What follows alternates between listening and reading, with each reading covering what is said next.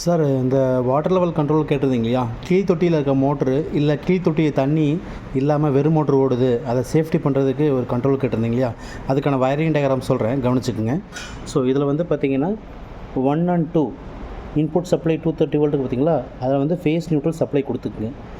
அதில் வந்து அடுத்து 3 and 4க்கு பார்த்திங்களா வயர் கொடுக்காமக்கு, அதில் டைரெக்டாக மோட்டருக்கோ பேனலுக்கோ கொடுத்துக்குங்க சார்.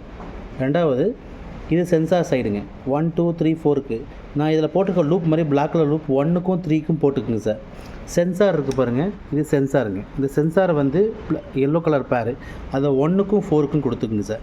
நார்மலாக இந்த சென்சார் வந்து தொட்டிக்குள்ளே வந்து ஃபுட்பாலுக்கு மேலே அந்த ப்ளூ கலர் ஃபுட்பால் இருக்கும்ல, அதுக்கு மேலே இருக்க மாதிரி தொங்க விட்டுக்குங்க, இந்த மாதிரி தொங்க விட்டுக்குங்க, சரிங்களா. இப்போ நார்மலாக தண்ணி இருந்துச்சு அப்படின்னா அங்கே பாருங்கன்னா ஆட்டோ ஓகே எரியும், தெரியுங்களா, ஆட்டோ ஓகே எரியுது.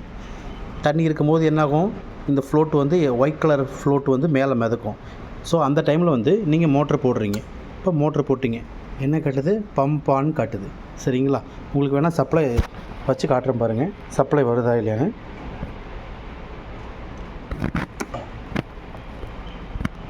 சப்ளை வருதுங்களா, 230 வோல்ட் சப்ளை. இதை அப்படியே எடுத்து போய் மோட்டர் கொடுத்துட வேண்டியதான். ஸோ இப்போ வந்து மோட்ரு ஓடிட்டுருக்கு, இந்த சென்சார் வந்து மிதந்துட்டுருக்கு. இப்போ தண்ணி கீழே குறையும் போது என்ன ஆகும், உங்களுக்கு